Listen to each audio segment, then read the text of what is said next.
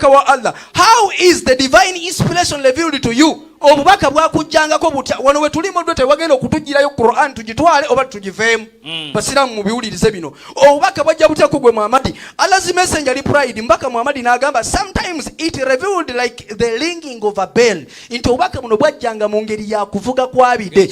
Agende mu kitabo bakiyita sahihi Muslimu hadithi namba ya 2014 egamba alijana samazamiru shaitani ebide bivuga bya shaitani. Kiregeeza nti obubaka bwajjanga kuvuga kwabide buno bwava wa shaitan direct. God bless you. Tuyanze again. Salatu wa salamu ala rasulillahi sallallahu alayhi wa sallam. Tukwaniriza ku Dawa TV Uganda olutimbe egagadde. Oyo nno omukulu bamuyita Joshua basinzira mu kanisa wakati ne balumbagana eddiini Usiraamu mu mbeera gye mbalabyemu. Naye tetujja kubaleka kugenderaawo. Mu studio sirinzika ndi ne baseeka babiri, Sheikh Eid Lubega Haitham ku mukono gwange ogwa ddyo ne Seeka Ismaila Sematimba ku mukono gwange ogwa kkono. Ng'omusajja tugenda muwa ebibye nga bwe kiri nti tuliwo okwanukula obulimba bwonna obusaasaanira ku social media ne walala wonna. Nga Seeka nsaba otwe ku salamu. Seeka Eid. Naam, salamu alaikum wa rahmatullahi wa barakatuhu. Wa alaikum salam wa rahmatullahi wa barakatuhu. Seeka Sematimba sebo. Assalamu alaikum wa rahmatullahi wa barakatuh. Wa alaikum salam wa rahmatullahi wa barakatuh. Omusajja ayitibwa Joshua nga bwe muwulidde atandise ne hadithi ya Aisha radhiyallahu anha nga hadithi eno evira ddala ku sahaba ayitibwa Al-Harith ibn Hisham radhiyallahu anhu sa'ala Rasulullah yabuzu mbaka wa Allah sallallahu alayhi wa sallam faqala ya Rasulullah namugamba namubuza owange ombaka wa Allah kaifa yatika alwahi obubaka bukukako butya faqala Rasulullah ombaka nagamba sallallahu alayhi wa sallam ahyanan sometimes ebiseera ebimu si ebiseera byonna ebiseera ebimu yatini mithla salsalati aljaras bujjira mu mbeera nga bwowulira ebide. Yakozesa oluzungu olugamba nti sometimes like the ringing of a bell. Sika Idi ensonga eyo jogera kote. Alhamdulillahi rabbil alamin thumma salatu wassalamu ala rasulillahi sallallahu alayhi wa sallama wa kitiba Allah tumwebaza eyatufuula abasiraamu. Amina. Era tumusaba wakitiba Allah atutenga tuli basiraamu. Allahumma amin. Ekyokubiri tusaba wakitiba Allah nga tetumulagira tumusaba busabi atutire ku mulimu gwa da'awa. Amina. Ekisookera ddala abalabe b'obusiraamu tebagenda koma paka kiyama. Bafungiziza tebagenda kupowa. Tebagenda kupowa. Era kye tubasaba buli yenna alina waali musooke musomesa abaana eddiini. Ekyokubiri okubeera ng'olaba omwana wo ng'akolera ku ddiini eyo kubanga ekyokumusomesa kirala kikulu nnyo. Seeka abantu basomese nnyo abaana eddiini kubanga ate bano bagisomye nnyo. Kaakati bano okusoma juhudi bano gye bakola bano abakafiiri juhudi gye bakola kubuza bantu kubajja ku mulamwa. Basoma kubuza bantu. Owulidde ekigambo kyagamba nti wano we tutwalira Qur'ani oba we tugiviiramu. Kati gwe mu kusooka nga tetunaba kuyingira na mu hadithi waliwo aya gy'oyinza okusomera omukulu oyo n'agamba nti eno ntuufu kaŋŋende ne Qur'ani. Buli aya gye tusoma bagitta bagamba nfu. Waliwo hadithi gy'ayinza okusomera n'agamba nti eno yo ntuufu kati Seeka nsaba osome hadithi eyo bwe tugitaggulula insha Allah ng'era bwe yagitandiise. Aisha, the mother of the faithful believers, Al-Harith ibn Hisham asked Allah's messenger sallallahu alayhi wa sallam, or Allah's messenger, how is the divine inspiration revealed to you? Kakati ekisookera ddala obubaka bwakukangako butya ye yennyini yezzeemu naye nga tamanyi nti yezzeemu. Kyova olaba nti bw'obanga okyali mu bubuze n'amazima ogalaba naye ng'era togalaba. Ogogera nga togenderedde. Ye yennyini agambye nti Allah's messenger n'akakasa nti ono mubaka waani? Wa Allah. Wa Allah. Si shaitani. Kati ono obuzibu bwe si kuwakanya nti Allah, si kuwakanya nti omubaka Muhammadi mubaka wa Katonda. Ekyakikkiririzaamu. Wabula ayagala wabwakanga butya awo obwongo obukoze eki nenga kiri amaze okusooka nakkiriza nti ono kituufu mubaka wa Katonda kitegereka bulungi okufaanagana si Luganda nziramu amaze nakkiriza nti akituufu ono mubaka waani wa Katonda naye obubaka buno bwakanga butya ekigambo nga tegereka bulungi tebakugamba ekyo wabulaga nga yenzika y'obubaka tegereza kiri kyennyini bagamba nga ayinaga nti sometimes tegereka bulungi sometimes kiringa omusajja ayitibwa Dhulkarnain nam bwe yatambula yalengera enjuba ng'eringa egwa emabega mu bizzi ebyettosi naye bwe yagenda otuukawo teyasangawo njuba nga bw'ono bw'otambula n'olaba enjuba ng'eringa egwa emabega w'olusozi eringa egwa naye nga tegudde mabega waalwo kakati saawa eno omuvubuka oyo bw'omubuuza teno hadithi gy'osomye ogikkirizayo ntuufu ajja kugamba nti si ntuufu kubanga ye tayinza kukkiriza mu busiraamu nti buleese ekituufu kubanga hadithi etandise kugamba nti omubaka wa Allah naye akkiriziganya naffe nga bwe tugamba nti kituufu omubaka Muhammadi sallallahu alaihi wasallam mubaka wa Katonda ate sifa abagamba wabula Allah yennyini yagamba kitegereka bulungi Muhammadu rasulullah Muhammadi sallallahu alaihi wasallam mubaka wa Katonda wabula enzija y'obubaka bano balina embeera ey'okugezaako okugattagatta mbwagategatte bino bijje bino naffe yenkola tuyinza okugikola kati kankuweyo ekyokulabirako seeka wange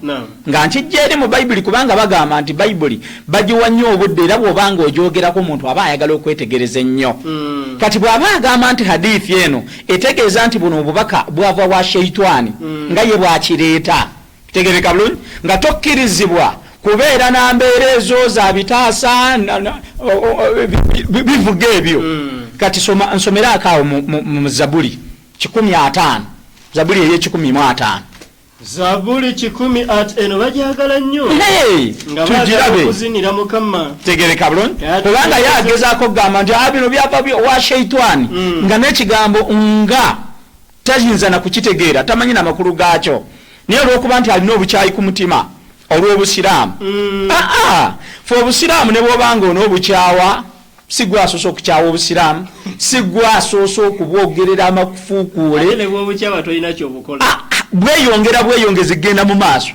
era nga n'amawulire gensooka okumuwa tegereka bulungi agatayinza kumusanyusaamu n'akatono awo bwayise tulinawo olukuŋŋaana tugenda mu bantu 9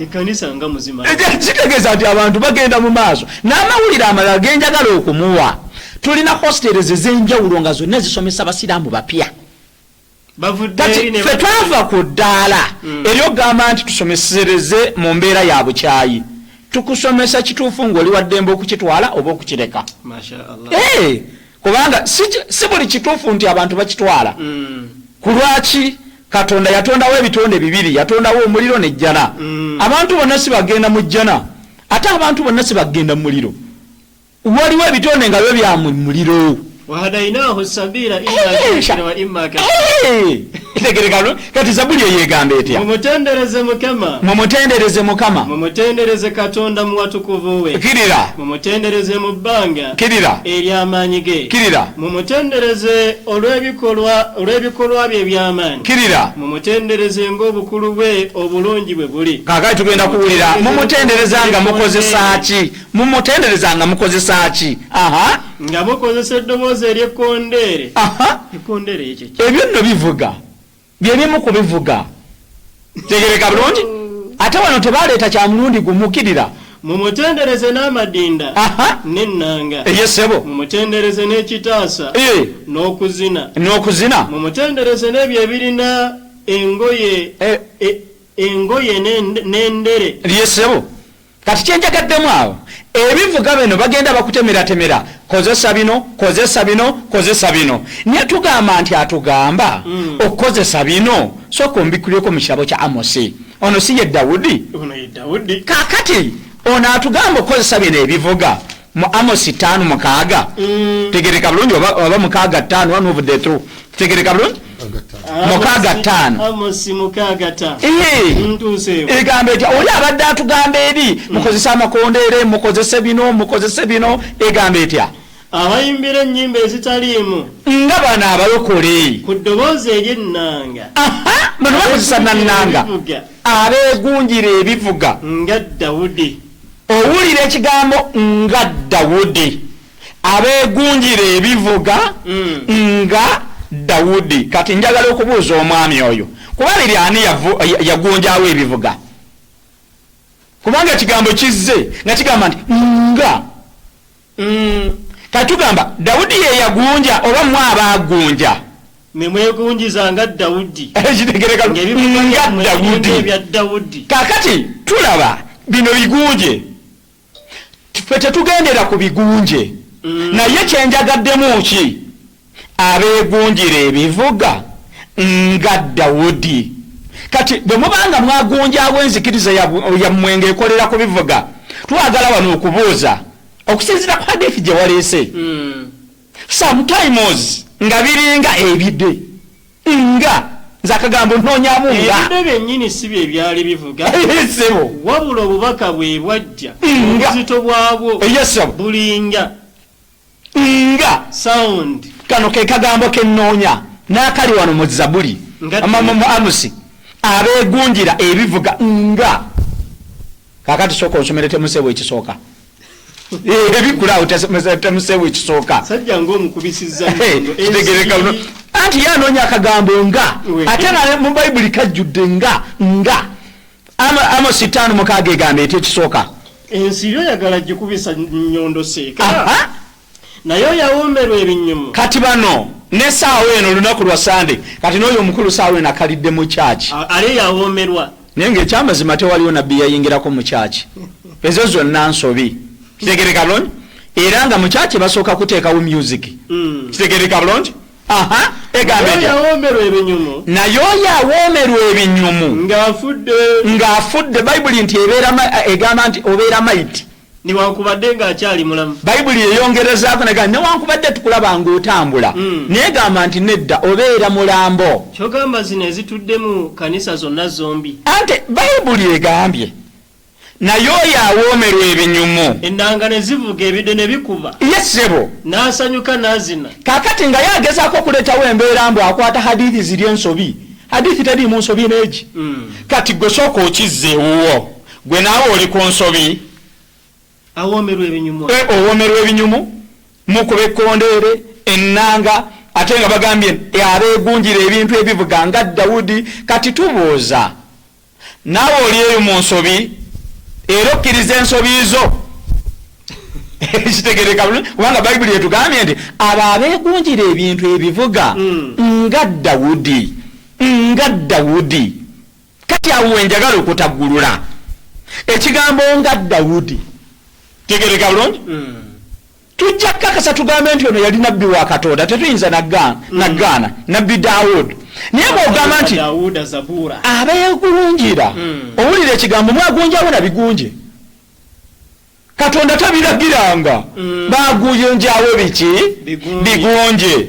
Gwe bw'ogamba nti amaloboozi agajjiranga omubaka sometimes ng'ag'ebide tegereka bulungi naye hadithi gye wasomye naye tugenda kugituukako.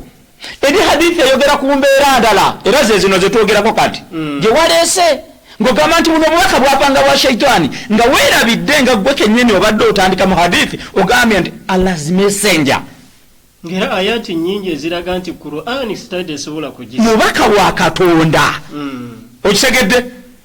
So nga nkyawummulamukkaawo kubanga twagala kutuukako omusomesa omulala tujja kubeera nga tutagulula hadithi zino ate tuzinnyonnyoke mu bunnyonnyofu omuntu bw'ateekwa okunnyonnyola. Ekisookera ddala kyenatandise nakyo nabagambye nti terunaayo aya ya Qur'ani gy'oyinza kusoma yadde hadithi abakulu abo ne babeera nga bagikkiririzaamu naye ffe gwa kusomesa ate ffe tukubuulira kyova olaba nze sikkiriziganya na muntu yenna kaabeere musiraamu asoma Bayibuli n'agyongerabmu ebitaliimu kubanga omuntu bw'anaasiramuka nga wamulimba ojja kuba omukoze bubi. Somanga bwe kiri omusajja omubuulire amazima nti Bayibuli egambye newankubadde owoomerwa ebinyumu naye bino bigunje nga Daudi hadithi kyeyagambye nti nga sometimes not all the time. Mashallah. Tukweyanziza Seeka, nze kyemmanyi nti waliwo essinzizo wano mu nsi naam nga 220. Teriyo muzikiti wansi wa njuba gukoona kide. Naye waliwo essinzizo ng'era ly'abannaffe nga bakubi baki Seeka sebati batandikira. Alhamdulillah wa kafa thumma salatu wassalamu ala ashrafil mursalin nabiyuna wa habibana maulana Muhammad sallallahu wa ala alihi wa sahbihi ajma'in. Ba'd bagana fatuliza nti Yesu yagamba alayhi salam kansukira mu Qur'an Allah yagamba mu sura ya 5 aya 28 nagati inma yakhsha Allah min ibadihi al-ulama. Naam. Iki mazina baddu banga bansinza mu butufu bw'okuntya balimu abakoze iki abamanyi. Abaddu abasinga okuntya n'okungondera mu baddu banga bebamanyi. Yesu n'agamba mu Matayo 22:29 n'agamba nti ebitonde ebyo bikyama lwa butamanya byawandiikibwa n'amaanyi ga Katonda. Lwaki ye ntandikidde? Kubanga nze neewuunya omuntu omukulu okusoma ekigambo naga nti like the ringing of a bell. Naga nti byali kabide byebivuga. Ate nno nga basiba amataayi nga balaga bayivu. Kati okutegeerera ddala nti omuntu teyasoma. Kubanga omuntu eyasoma tosobola kubeera ng'oddira ekigambo kyokugambye nga like n'ogifuula reality kitegeeza nti oliko ekiki ekizibu. Allah yali atulaga mu sura 7:3 aya ey'okutaano yatugamba atya? 7:3 aya ya 5 katutuukewo 7:3 ono Mudaththir ono Muzammil aya kumeka aya ey'okutaano. Aya ey'okutaano egamba inna sanulqi alayka qawlan thaqila mazima ffe tujja kussa ku ggwe ekigambo ekizito. Ekigambo kino Qur'an yalingekka wallahi yalinga nzito. Teburekesa bulungi kati mugukka kwayo omubaka yalinanga ogikola ki ogiwuliriza. Genda mu 7:5 aya 16 awulire 7:5 aya eyaki 16 7:16 egamba bwete 16 egamba la tuharrik bihi lisanaka litajala bi tonyenyanyenya lulimi lwo owange gwe nabbi kulwa Qur'ani olyoka oyanguyirize ogikola ki okugisoma yo mu kiseera ng'obubaka bukyakka. Wano mu kiseera ky'obubaka buno nga bukka omubaka Muhammad yasiita yasiitaananga neki n'obuzito bwa Qur'ani. Kati aya eddaka awo 17 n'agamba inna alayna jam'ahu wa Qur'ana mazima kuli gye tuli okugikuŋŋaanya mu kifuba kyo n'otogyerabira n'okugisoma nga tukusomesa ensoma yaayo entuufu. Obubaka buno buvudde wa Allah olw'obuzito bw'ekigambo ky'owekitiibwa Allah bwamukangako n'atuuyana. Mu kutuuyana obuzito bwabo bwamuvugiranga nga meseji eno esomwa ejjukira eri malayika nga eyeesa obubaka erina okugusoma busitiikingako ki ku mutima gwe nekuki nekubwongo bwe ne buvuganga n'abuuliranga ekiki ekidde ekikoze eki ekivuga. Nyongedde okubulengera ojjukira abaana ba Isirayiri bwe bayagala okwogerako ne Katonda kyekyaliwo obaddala byangu just kubukkula kuki ku veil. Sooka onsomereko aya essula ya 2 aya eya 5 Allah atulagwe obubaka buno bukka butya 5 egamba bweti Qur'an ey'ekitiibwa tekyali ku muntu Katonda okwogera naye wabulanga amuweereza bubaka. Katonda okwogera n'omuntu ekisooka stage esooka buba bubaka. Tuli ffenna bwebuli saka gyatandikidde nti weewuunya omuntu asomye nti omubaka wa Allah stamp n'akoonamu nti ono si mubaka wa shayitaani. Si mubaka wa shayitaani. Ntegerekesa bulungi. Era wono osoma 84:25 ega nti terino Qur'an bubaka bwani bwa shayitani. Tegerekesa bulungi. Yo Qur'an yebaza kwerwanako. Tegerekesa bulungi. Bumaze okumukkako Allah nti terino Qur'an bubaka bwani bwa shayitani. Ndozo kitegedde bwana Joshua ne bano. Ebyo byatekeddwa okumanya ngoki ng'omuntu atasoma kuba batiyasoma ate amakulu aya weziri obujulizi bwe buli obulaga nti Qur'an si bigambo bya shayitani. Kati zino aya ziba zikumenya bumenya kuba togenda kuzitegeera oba tuwazitegeera kati ke kaseera ozikola ki ozitegeere. Kati okyebadde ekisooka buba bubaka ekyokubiri oba okwogera naye ng'asinziira emabega w'ekisiikirize ng'oyogeranga nani omutumira omubaka binamu tukyali ku kyokubiri ng'oyatumiranga weyakolanga ki weyogeranga ne Musa yayogeranga naye eddoboozi ku ddoboozi nga Musa tamulaba ng'oyogeranga ne nabiyuna Muhammadin ng'agenze mu al-Isra wal Miraj yesu yamulaba. Tegerekesa bulungi chance y'okulaba omutonzi waffe egenda kubeerawo kunaku lwaki lwankomerero oba amusindikira omuki oba amusindikira amutumira omubaka oyo abeera ani malaika Jibuliiro. Tegerekesa bulungi yaleetanga obubaka n'emutuusa kuki kunabi era mu hadithi eyo eyo omwami gy'asoma stages zonna ng'oziri mu aya eyo omubaka ziri mu hadithi tuli ffenna amakulu nti yali ate ataggulula aya eno obubaka buno wajja butya in stages. Naye kakati bambi olw'obukyayi balina n'obutamanya babyerabira ebyo babibikkako. Tegerekesa bulungi ffe Qur'an nsomera sura ya 10 yakuna aya ajja kuba 116 117 tutandike okutaganjula baani abakoze eki abagoberera shayitaani. Ya 10:16 wuliriza gwe bwana Joshua ne banno mazima Katonda tasonyiwa oyo amugattako n'ekintu ekirala wabula asonyiwa ebitali ekyo eri oyo gw'aba ayagadde. N'omuntu agatta Katonda n'ebintu ebirala mazima aba abuza olubula olwo agamba bati tebasaba ebyo ebitaliye Katonda kasikoleranga osaba ekitali Allah wabula ebyo batuma amanya ugenda okusingana online mwanadamu ali ku Yesu mpa Yesu bonna bakyakigaba abeeyita balokole bonna basinza Yesu basaba wabula sitaani buli asaba nga tosabye Katonda eyakutonda eyatuma Yesu eyatuma Muhammadi oba osinza sitaani. Sabam otitwala leero sabam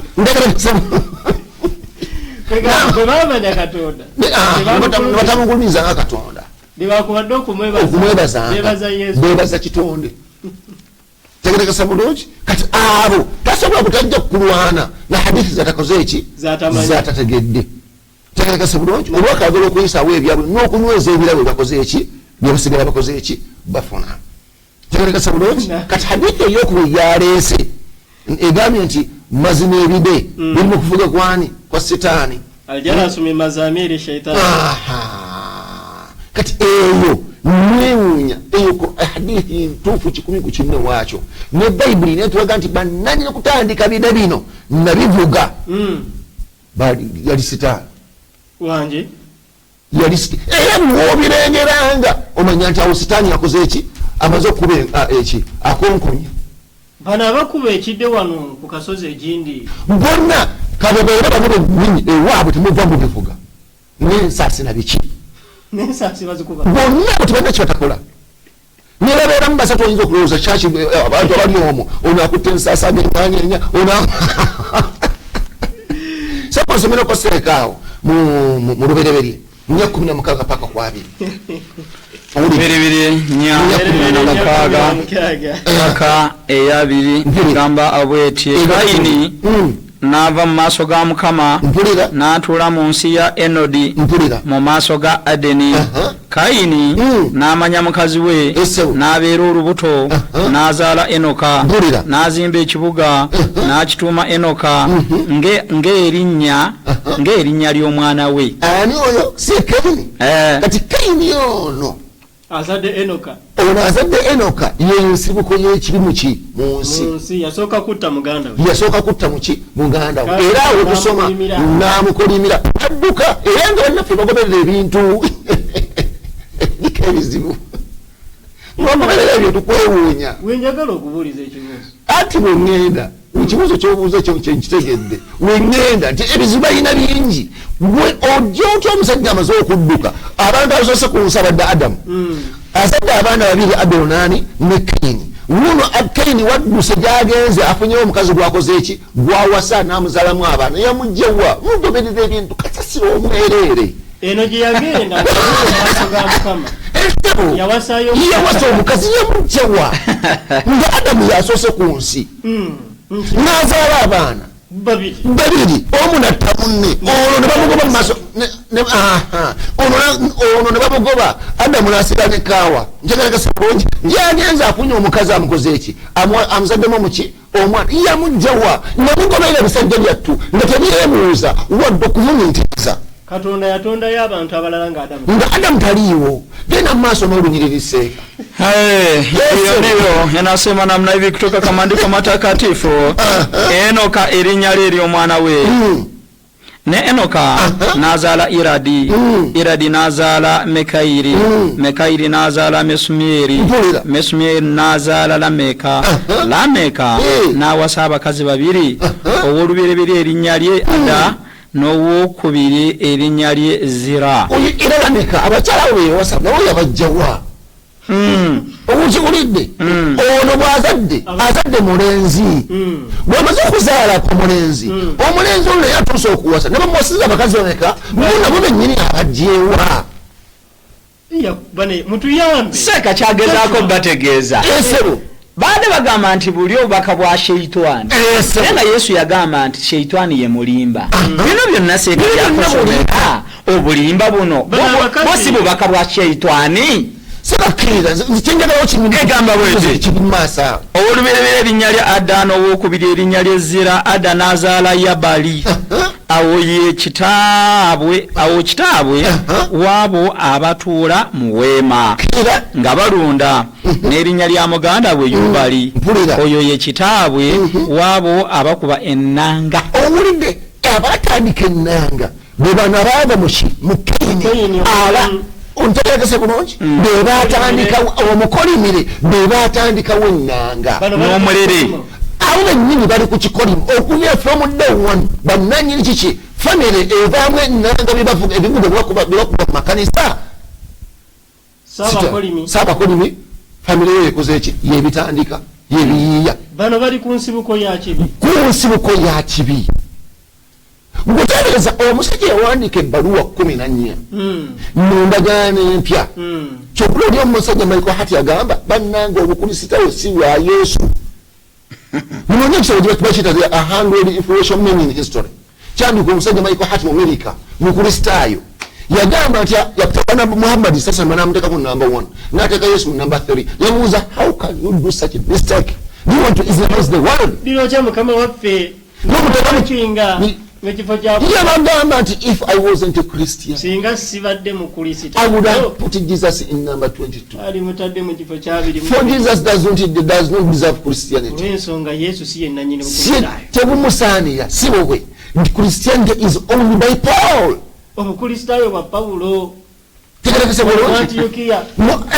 oyo munanyi kutandika bukristaayo kati oyo munanyi kutandika bukristaayo yatuwandika mu Bakolinso ekyokubiri eswa 11:17 n'agamba atya Bakolinso nannyini bukristaayo bonna batugase wamu ng'omugugu nannyini bo eyabutandika okuba Yesu tayogeranga ku kigambo bukristaayo anywhere in his life era tabumanyi Bakolinso ekyokubiri 11:17 Pawulo addamu n'agamba nti kyenjogera sikyogera nga kigambo kya Mukama waffe wabula naye nga mu busirusiru.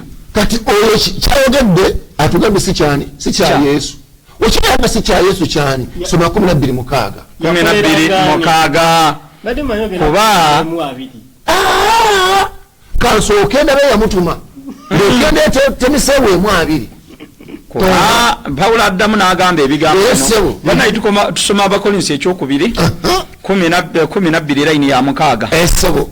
Kubanga singa nayagala okwenyumirizanga sandibadde musirusiru kubanga nandyogedde amazima. Owulidde yekatula mu mazima agambe nandyogedde amazima naye akola atya naye ndeka amazima guyagale kati yeyongera ku maki ku mazima nakamu. Yesu yagamba atya 8 mu Yokaana nti sitaani ye mulimba era kitawe wabali onaagambe tayogera ku maki ku mazima era agaleka kkirira. Omuntu yenna aleme okundowoozanga okusinga bwandaba nga bwampulira n'olw'obukulu obusinga ennyo obw'ebyo ebyabikkulibwa nemenga okugulumizibwa ennyo kyenava mpeebwa eriggwa mu mubiri omubaka wa Sitaani. Ono yali mubaka wa Sitaani. Tegeregese bulungi kati bongerako akagamba ako akaddakaawo kagatteko. Egamba abweti kyenava mpeebwa eriggwa mu mubiri omubaka wa Sitaani okunkubanga. Nibala tolabaawo ono Sitaani yalinga ekubanga muki mukube dosomole olw'omunaana. Egamba bweti olw'ekigambo ekyo n'olw'ekigambo ekyo negayira Mukama waffe emirundi esatu kinveeko. Kati balina kutuwa lunyiriri nga Sitaani emuvuddeko. Tukakasa nti buno obubaka si bwa Sitaani kubanga yakyengayiriranga ebbanga lyonna Sitaani yange emufunzizza kyava tuwandiikira mu Baluumi. Isooka osomere Abatiimiseewo kisookeemu 2 nje tugende mu Baluumi.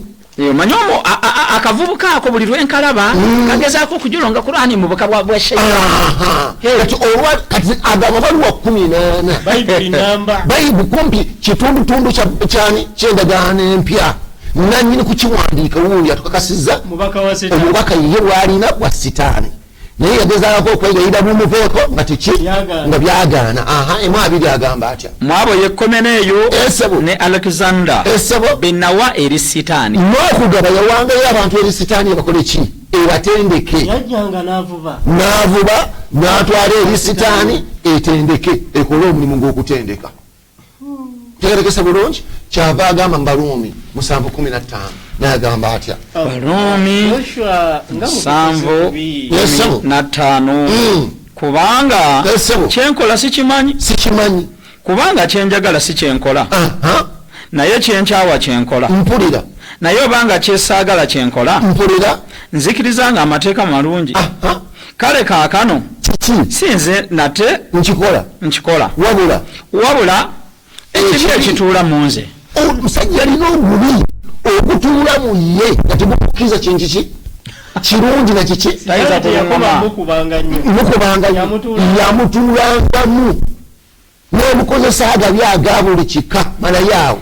Egamba abweti kubanga manyi nga mu nze gwe mubiri gwange temutuula kirungi.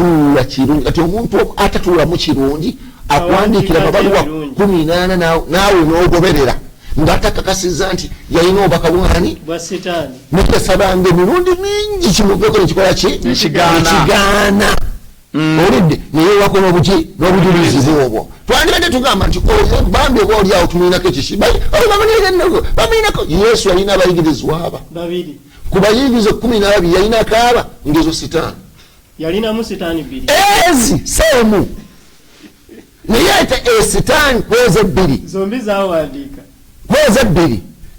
zombi zawandiika naye katutwaleko enemu kubanga eri bayinza okuba lyalinnya kubanga batugambira nti yakolaki byagwa waliwo batugamba nti munange neyetuga olunyiri lumu osoma Matayo 27 meka 7:5 nti yayise nti yazisulayawo naga nakolaki neyetuga kakati ate eno mu bikola yatune emu 16 paka 18 naga nti nedda teyetuga yagenda nakolaki nagulamu ennimiro mu nnimiro eyo nagwa nakolaki nayabika. Kati enzukulu editions ezimu byemugoberera eyibagamba sente yazisula mu yeeka nagenda neyetuga mu Matayo 27 7:5 ate bikola yatume mu 18 nedda oyo yali Sitaani esooka. Olidde somerako 6:7 Yokaana tumulaba oyo Yokaana kutoka kwa maandiko yanasema namna hivi 6:7 Yesu n'abaddamu Yesu n'abaddamu nti ng'abaddamu atya si nze nabalonda mmwe 12 era omu ku mmwe sitaani yali ayogera ku ani oyo yali ayogera ku Yuda omwana wa Simyoni Isikalioti oyo Yuda tudde ekisala kiba kibayita Yuda naye ekiwandiika oba yoyo oba si naye kati tugenze ku wokubiri oyo alina ebitabo bimeka bibiri biramba naye oyo yatukolera ekigambo kya ttendo wamala biwandika nogamba nayo si bya Katonda ebyo ebigambo bisoma bano balisoma kati sooka osomere mu 16:23 Matayo 16:23 kitabo ya Matayo yani oyo gutwogerako Joshua ebigambo bino katusuubire nti obiwulira kubanga ffe okasuko gezaako okusoma bwoti fetuluma bulumi nayita obubaka bwa Allah nti sitaani nga mwina sitaani bbiri empandisi ziryawo sitaani ya Pawulo yesoose ne sitaani ya Petero tugeze ku sitaani ya Petero sooka osomere 16:23 Yesu n'akyuka n'agamba Petero nti dda ennyuma wange gwe sitaani oli nkonge gye ndi kubanga tolowooza bya Katonda wabula eby'abantu oyo omusajja oyo sitaani atalowooza bya Katonda era Yesu yakozesa ekigambo kulowooza nti mu kulowooza kwoyo talowoozaho ku yani awandiika atalowooza bya Katonda wabula ebyabaki eby'abantu kati ngendera mu kitabo kyekisooka 5:12 Petero wa kwanza 5:12 agamba atya enasema namna hivi kekamutawanyiza kumbajuza sitaani mu Bible mbaweereza ebbaluwa mu mikono gya Silwano owooluganda omwesigwa mpulira nga bwe ndowooza Yesu agambye talowooza byani Yesu amuvunaana kulowooza bibye kati woona atugambye nti mbawandiikidde ebbaluwa mu mikono gyani gya Silwano si wabula byani bya Katonda wabula nga wenkoze eki nga bwe ndowooza kati bino bisi byani bya Katonda Yesu amuyisa sitaani natuga nti byatuwandikidde biki birowoozo bye kakati mmwe muzuukuke muve mu mikono gya sitaani musiramuke mmwe kyala abaluŋŋamye Allahumma kubanga temuyinza kusobola barakallahu fikum wa jazakumullahu khairan fi dunya wal akhirah tubeyanziza nnyo mwenna abatugoberera ku lutimbe egagadde Dawa TV Uganda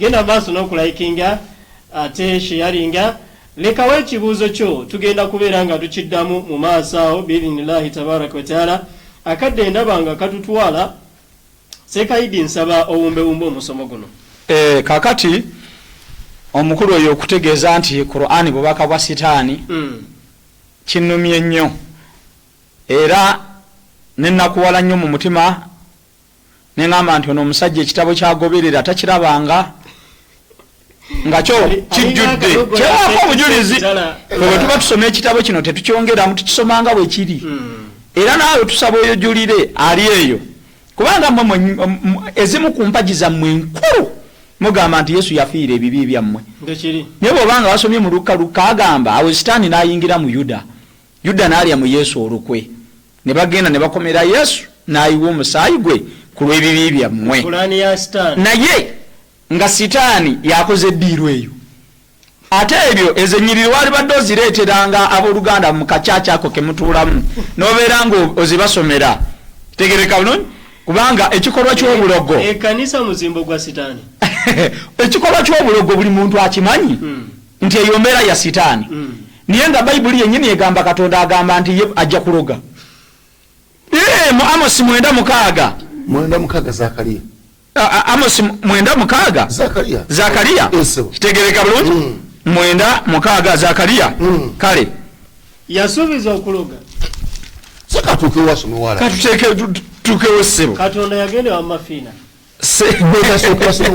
egamba bweti Zakariya 9:6 omwana omwebolereze alibeera mu Asudodi era Abafirisuuti ndibaloga amalala kati ono Mufirisuuti era ono bamuloga malala kati Katonda yennyini agamba nti ye mulogo yennyini agende wa sitaani ekyo kikola kya bwa sitaani aloge bano kati zina nyiri mtandiko kuzisomera ne muchacha mukachacha ako kemutuulamu nina kyendowooza kitegereka bulungi yaloga agenda wa sitaani ne yakuwa yagenda n'afukamirira sitaani ne nyino mu Zakariya 9:6 bagenda bajenoonye kitegereka bulungi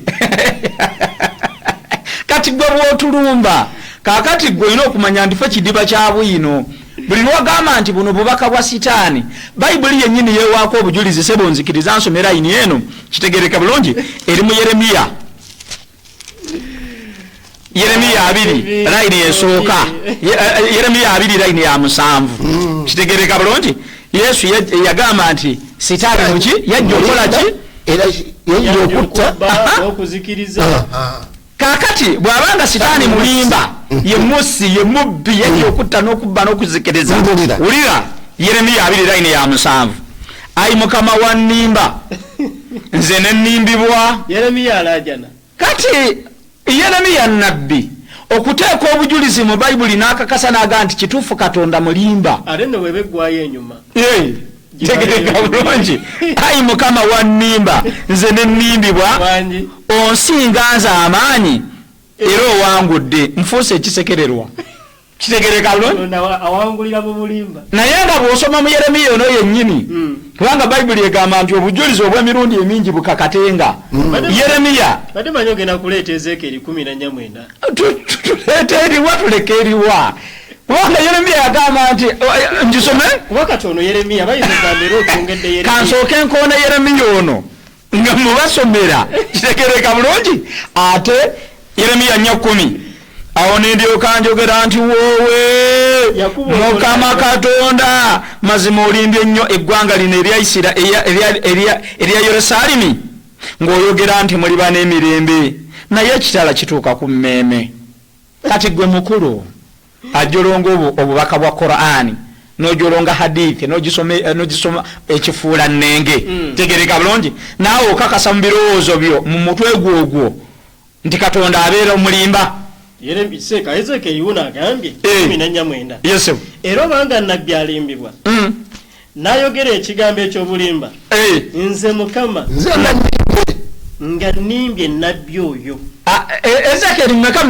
14 seka jiddemu ogisome bulungi abantu bagambye era obanga nabbi alimbibwa n'ayogera ekigambo nze Mukama nga nnimbye nabbi oyo abakulungi nabbi emizimu gigende mu bannabbi bali ati mu Bassekabaka ekisooka 22 paka ku 23 yatuma mizimu negigenda mu bannabbi baabo bonna abo tuli ffenna kakati ono bamaze okukakasa nti ono mulimba kati ombanga ekitabo kyemusoma nga kyemukoze eki kyemwekutteko kandeete Bakolinsi ekisooka 2:5 obubaka buno bwakkiriza kitegereka bulungi eno 2:5 egamba bweti Bakolinsi ekisooka omusajja lwaki omukomera kubanga obusirusiru bwa Katonda businga abantu amagezi n'obunafu bwa Katonda businga abantu amaanyi wano tuyigayo bibiri nti musiru ate munafu Yakobo kiyavaamu meka toddangayo okugamba nti obubaka bwa Qur'ani bwava wa Sheitani nagwe kennyini osomye hadithi n'ogamba messenger Allah kati oba otegeera otya hadithi oba omaze okugikola ki ogitegeera naye olw'okuba nti olina obukyayi bwo ng'ogezaako gattagatta fe bino tusomanga bibiri bw'olisoma y'Oluswahili wa Korinto wa kwanza 1:25 inasema namna hivi tegereka bulungi utumbavu ya Mungu lakini Mungu iko ni mtumbavu obutumbavu bwakati bw'oyinza okugerageranya buno obubaka n'obwa Qur'ani ddala osobola okuggyako ng'olina justice bukyayi tegereka bulungi ng'olina justice bukyayi so tubagamba nga mpumba ebigambo byaffe tugamba nti bw'obanga oyagala kusomesa mu mbeera ennungi naffe tujjira mu mbeera ennungi naye bw'ogezaako okutugenda ewala n'okutulingiza okukyusa obubaka obuli mu bitabo bino tukuyisa bubi awo fe abasinga okukola ki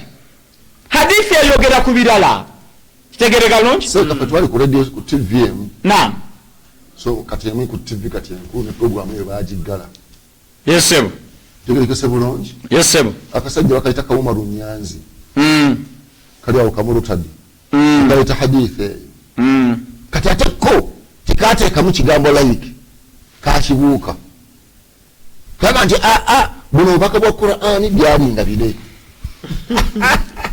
yasoma bibye nga tatamanyi nti ennaku zino tetukyakola ki bana bisawumudde na bitabo olidde kaisadi nga nedda nnyo sebo hadithi neweeri mmanyiyo kati gwojo okitaddemu ebibyo ensiko ekole ki ezuukuke hadithi tegambako nti eyo hadithi gyosomye teriyo eriyo egamba bwe nti kati kamodereta kali kasaidiyo girete nenjibukula kamujerega kajerega Nyanzi kamugata Nyanzi ono guwalense gonza naye siyooli ono wa.com akagikulise yatomeranga tamanyi tubulaba ono agamba nti anyumirwa nnyo ennyimba nga yebo azaagala tegereka bulungi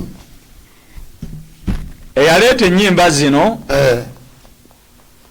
yagenda n'alingiza omukazi ng'anaaba kati gwe byosobola okubikkiriza Dawudi agoberera omukwasi w'abakazi Samwiri ekyokubiri 11 layini ya 2 enyimba mu Zabbuli 10 zino zibeewana nazo mu ntendezi n'ebitaasa n'ennanga abekyegerana awo olwatuuka nkusoma Samwiri ekyokubiri 11 layini y'oku ya 2 bwe twabagamba tuba wabiriwo va ku bali ababikyusakyusa awo olwatuuka akawungeezi abooluganda ng'otulabira Dawudi n'agolokoka n'ava ku kitanda kye yava mu kitanda yali yeebase ng'awummudde n'atambula waggulu ku nnyumba ya kabaka yayimirira waggulu ku nnyumba n'akola atya era ng'ayima ku nnyumba mulengera ayimye n'alaba omukazi ng'anaaba amulengedde era omukazi yali mulungi nnyo okutunuulira yakoma kulaba bulabisebo awo Dawudi n'atuma n'abuuza omukazi bw'ali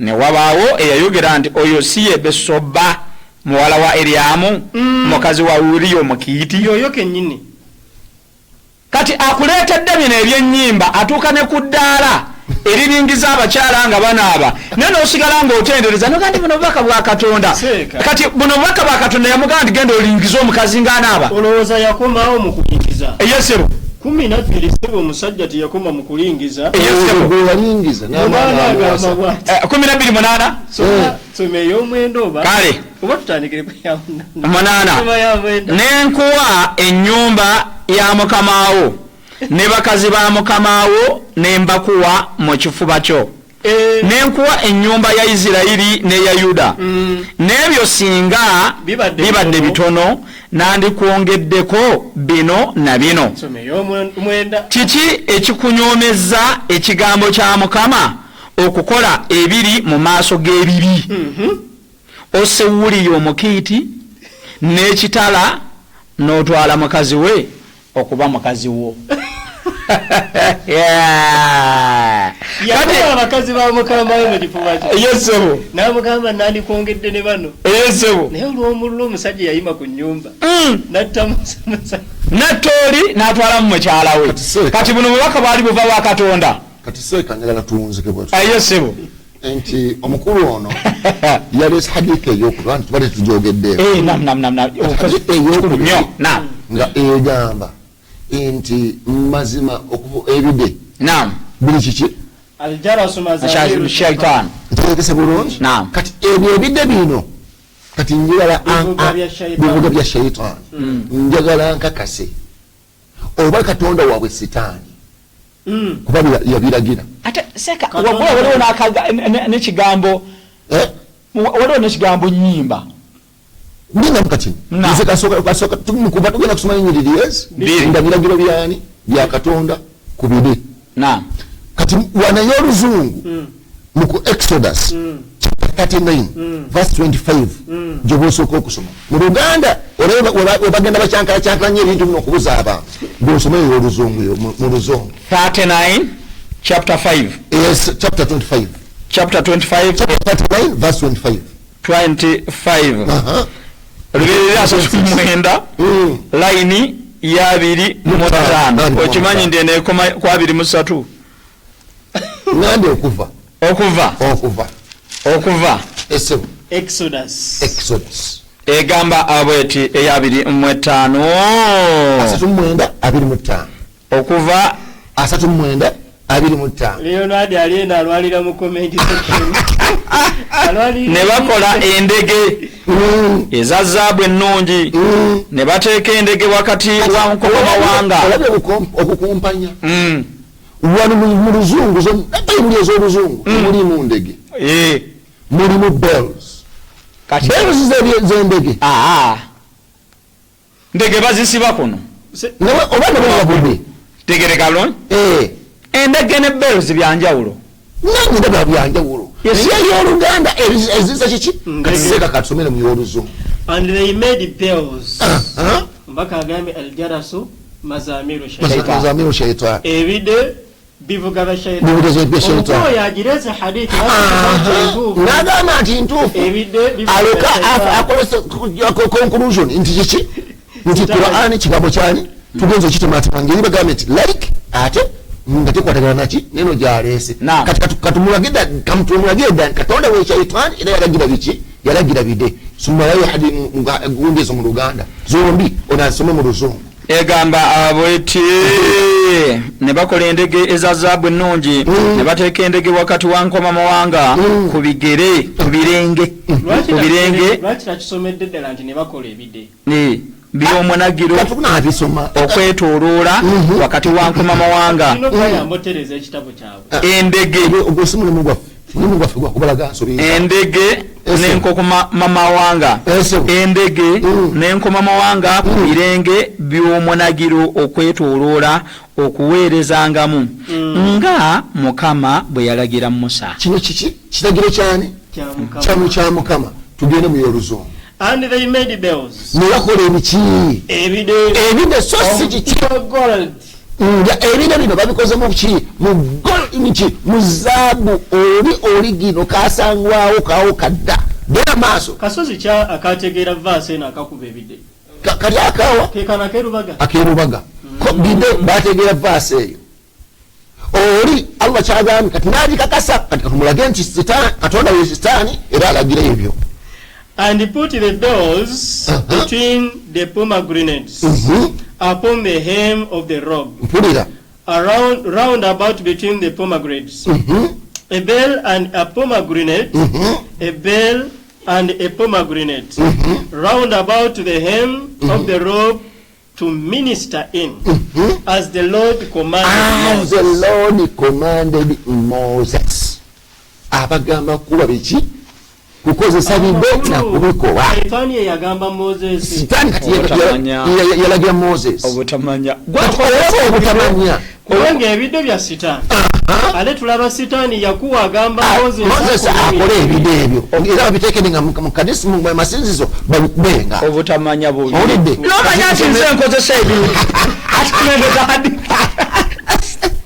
Manango olabye nnyo mukulungi olabye mmuli bannayingisira mukemowone mmuli n'omanya nti obubinga wetwala ku polisi waba kigwe Leonard Wanyaga kasoka Wanyaga osooka omuneke tusomere olunyiriri lumwana era mukuva 28 3 leka tukomerere bano aba messages okubaleke gwe bakomerere batuveeko naawe 28 egamba abweti tokawandiko era ku birenge byagwo olikolako amakomamawanga nga kaniki n'agefulungu n'ag'olumyufu okwetooloola ebirenge byagwo. Ino si ssabo lino bannange kiki kino Biyo alagira ssabo nyini. A'udhu billahi minash shaitanir rajim. A'udhu billahi minash shaitanir rajim. Lugoye lumyufu ku masabo okwetooloola ebirenge byagwo n'endege eza zaabu. Abantu mu okuleeta eta balevi inanya. Tuli ku ndege olwaleero na ngena maaso n'enkomamawanga endege egya zaabu n'enkomamawanga ku birenge eby'omunagiro okwetooloola era gunaabanga ku Alooni okuweererezaamu n'eddoboozi lyagwo linaawulirwanga bw'anaayingiranga awatukuvu mu maaso ga Mukama. Olabe mu maaso gaani? Ebyo biri mu maaso gaani? Ga Mukama. Era nga waki kati Mukama wuuyo ebibye amala kuwulira kiki ndege nga weezingiridde engoye emyufu. Nga weezingiridde engoye emyufu. Embugo lwaki ziyita myufu ziri zaali embugo. Bono ogamba engoye emyufu bajja kulowooza Mukama wa people power. Tuli ku mbugo nfono. Embugo bazibeera myufu. Kati tubagamba nti awo wakuba nti obudde butukutte mbadde ngenda bako era mbadde mugakijja mu enjawulo olwaleero. Leonard agambye obusiraamu ffe tubusomye nnyo tewali kyoyinza kunnimba ku busiraamu. Kakati siramuka kuba busomye nnyo siramuka kubanga bino byetusomye mubadde mwakyuzinga obusiraamu ate beiwammwe addemu aweereza emesegi bw'abanga abasomye ennyo atubuulire ekigambo obusiraamu kitegeeza. Tulabe oba naye gyagwa. Olede basomye nnyo abitulaze ntegeera yaabwe ekibandeeko kwe muyite okusoma mwebale kusoma. Tubeere mu message enzagala tulowozeke mu dakiika nga Leonard era agambye kati Muhammad yasamira nnyo. Kati bw'otugamba okusamira tegerekesa bulungi kuleetera bujulizi fenna ekisinga kwogera buki bwogezi tegerekese bulungi okusamira bw'oba onoonya kusamira piwa. Ku Lwokutaano twabadde n'omusamize ng'ali awo kuki ebwaliise kuki era bannange mujje ekiri awo kitokota ate olwalo tukyaza musumba abagamba nti twagala mutuweyo etteeka eribakamba nti muwase omukazi kiki omu. Omusamize yagambye Bayibuli yaabwe. Omusamize yagangaga nti Bayibuli yaabwe era nga alaga kusamira ku n'aleeta yaleeseyo kankotige wano olunyiriri olumu ku ezo mu Zabbuli 7:5-10 yaleese olunyiriri olugamba nti n'amayembe g'ababi gonna ganaazikirizibwanga n'amayembe g'abatuukirivu ganaagulumizibwanga n'agamba nti eno Bayibuli y'emu ku kitabo ekigulumiza amayembe gaffe Bayibuli yaffe. Abalomboli ne bagezaako okwerwanako ne bagamba nti ati tokkiriza Yesu n'aleeta layini eri mu kubikulirwa n'agamba nti omwana gw'endiga alina amayembe 7. Kwegamba twanyumiddwa nnyo obusamize agamba nti Bayibuli yaffe abalokole nga era wabaddewo omulokole lwakuba tetwamuwadde nnyo budde yabadde asazeewo bagambe gyadde baagala kwawula mu Bayibuli. Agamba nti endagaano empya bagiwe omusamize bo batwale endagaano Allah twanyumiddwa nnyo ate ofiirwa abasumba tebasobola kudifendinga nyiriyodi zaakoze eki zaleese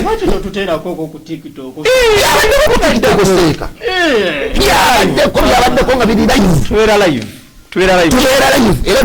kuba olwofa abali mu diaspora waliwo ebakuteeka kamabama bashabashabasha basibidde ku mirimu TikTok dawa nuru dawa 256 mujigoberere tubeerako live buli kawungeezi. Asobola otukolaki otusindikira ku data beera nga otusindikirako tusobole okubeera nga tukoze eki ate yayina kayogedde akanyumidde agambye nenyiriri muzijja wa Bayibuli mufubutuse wano ennyiriri seeka omusajja yaleesa hadithi emu zavudde 2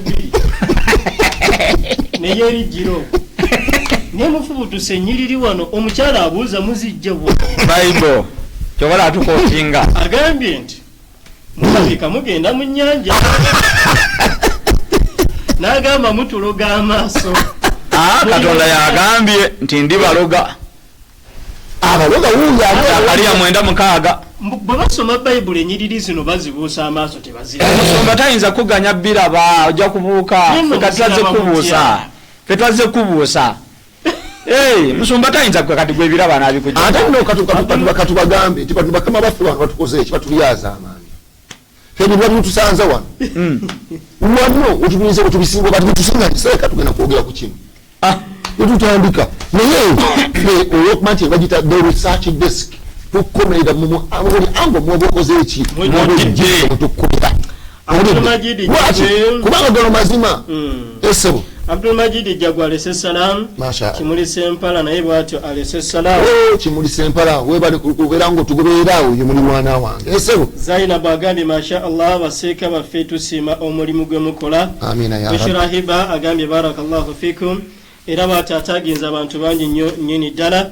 Dawa TV kugamba ati supporting omulimu guno the research desk ne country tour ku 070 5 musanvu 12 9 070 5 musanvu 12 9 eri mutonda Musa wani tutereddeko akakadde oba bukadde bubiri oba emitwalo 5 kyonna kyoba osobodde o supporting Dawa TV country tour.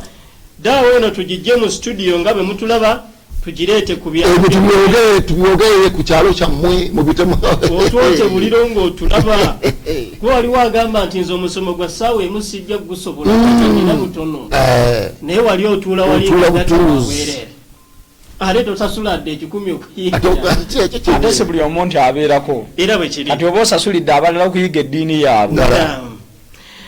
Ono agambye assalamu alaikum wa rahmatullahi wa barakatuhu yesha make Evangelist Leonard Lwanyaga agambye anti omubaka wa Allah si wa Katonda. Anti kakati yerabidde ekigambo kyemu kitegereka bulungi ayogedde ebigambo bimeka Allah linnya lya bwannannyini erinnya ly'obwebange kati omulimu gwakola Katonda kati wagambye wasomerawo gwe omulimu gwokola gwe Lwanyaga omulimu gwange gwankola nze Lwanyaga gwange nze Lwanyaga kitegereka bulungi linnya lye mukola bwe muli okutonda okusaasa nnyo ke kabonera akalaga ke yatulagira ddala nti Allah tuteekwa okuba nga tuli bakozi olaba naye akola ki atonda isima bwana abeera imaamu gwe n'ogamba nti oyo mwana wa isima si wa imaamu seka teriyo omuntu azaala mwana n'amuwa erinnya era ye imaamu teriyo omuntu azaala mwana n'amugaa ndi kati gwe wa booda era abeera n'amannya gaago obwannannyini naye nga bw'omuyita nti owa booda jangu kubanga gwe mulimu gwakola ki gwakola kati erinnya lya Katonda ye Allah omulimu gwakola kutonda kyekimuyisa Katonda Bayibuli yo yagamba nti affe twerabira erinnya lya Katonda Yeremiya 23:27 erinnya lya Katonda twalyerabira gwatamanyi na bigambo byosoma ng'ogenda kuttangako gy'ogenda kulya nga naawe otusumbuwa Lwanyaga era wuuna agambye bajja basabula Badi yali musamize basi ekyo ekyokusabula kyabwe ekyokusomesa kyaffe kyakindingana kyekiri kyewatandise nakyo nti bakyama lwabutamanya byawandiikibwa olidde kati ebbanga lwonado ojja kugira awandiike kwabika naye nga oyabikira mu bbanga bakulime kusirama ove muki Sekamukyabani agambye ali live okuva e Saudi Arabia Mashallah abo balina sente bakabaka b'e Saudi abo batunze amafuta wansi w'enjuba mutuwe ku sente abasaudi batufunireyo kubaseka basitule ku kintu kino enamba eno basaba mugisiramu naddala ku TikTok live gye tubeerako nywa data namwe mugimanyi ate nga tuteekeddwa bakola ki abantu ko babeera kati mukkirize enamba eno mugikola ki mugisiramu 0 7 5 2 5 5 5 5 0 njidam 0 7 5 2 5 5 5 5 0 masha Allah sawachitiwa Allah we muchi obulungi mumanya gangi genyini Abdul Nur sematimba Abdul Nur Ismail gego assalamu alaikum wa alaikum salam wa rahmatullahi wa barakatuh bakando uzabwebo Princess Faruha agambye musharinge Muhammad Siraje agambye I live okuva ekasese Mashallah kasese ku message zamwe se kansabo tuwe salamu esembayo inshallah taala. Assalamu alaikum wa rahmatullahi wa barakatuh. Wa alaikum salam wa rahmatullahi wa barakatuh. Sika wangi yangi najibawadde njibongera wongeze assalamu alaikum wa rahmatullahi wa barakatuh. Wa alaikum salam wa rahmatullahi wa barakatuh. Ono mugumya ina wagambye Leonard namugamba nti sebo Lwanyaga Qur'an eraga nabbi tasamirangako soma Qur'ani 3:9 singa wagatta ku Katonda n'ekintu ekirala emirimu gyo gyandyonoonese. Mpozi Yokaana mu Bayibuli ye musamize yasinzanga malayika mu kifo ky'okusinza Katonda. Bayirawo yasinza malayika. Bwana Yokaana mu Revelation 22:8 ekyennaku 19:10 malayika yamukomako bukomi bwetonsinza ndi muddu Katonda ajikiza malayika ajikiza Yokaana jimvaako tombunangira ndi muddu tukoyaziza nje mugumya weba okusabula endikiyo oba tugirye ku Yidi enejja ate okukyabula ku bbanga ki twandibalidde bano basana kulya twetaagayo omusomo tubawute bubu wabarakallahu wa jazakumullahu khairan. Tugenda kusukka kao. Assalamu alaikum wa rahmatullahi wa barakatuh. Wa alaikum assalam wa rahmatullahi